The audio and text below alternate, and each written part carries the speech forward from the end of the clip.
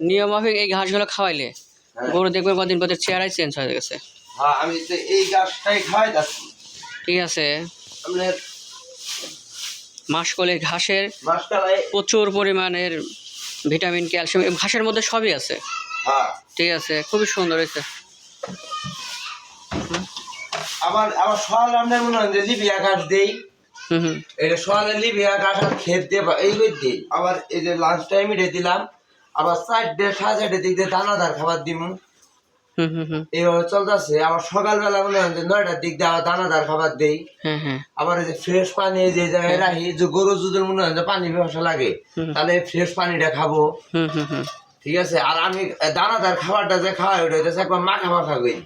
হ্যাঁ। ঠিক আছে, মাখা মাখা করে খাওয়াই আর এই ফ্রেশ পানি রাখি দিয়ে গরু যখন পিপাসা লাগে তখন সে ফ্রেশ পানি। ঠিক আছে, কত বছর ধরে এগুলো করতেছেন গরু? আমি আছি আগে কি করতেন? 2 বছর থেকে। মূলত আপনি কি করতেন আগে? আগে আমি চাকরি করতাম কিসে? টেক্সটাইলের। তারপর এখন? হ্যাঁ, এখনকে আপনার যে গরু যে আসছে না, আপনার এটা ভালো বুঝছেন, আপনি যেভাবে করতেছেন এইভাবে করেন, মাশাআল্লাহ, আল্লাহর দোয়ায় আপনার খামার কখনো লস যাবে না গরুতে, আর গরুর কোনো সমস্যা হবে না। জি, ঠিক আছে, খুবই সুন্দর লাগতেছে। দোয়া করবেন আমার জন্য। না অবশ্যই। হ্যাঁ, আর একটা কথা যেহেতু আমি বলি আপনাকে, সবসময় যেভাবে বলতেছেন সবসময় খামার পরিষ্কার রাখবেন, আর নিয়মমাফিক আপনার কৃমি ডোজ, ভ্যাকসিন। আর যেহেতু আজকে আপনার যে সমস্যাটা হয়েছে দেখেন, ছোট হোক বড় হোক, সমস্যা তো সমস্যাই।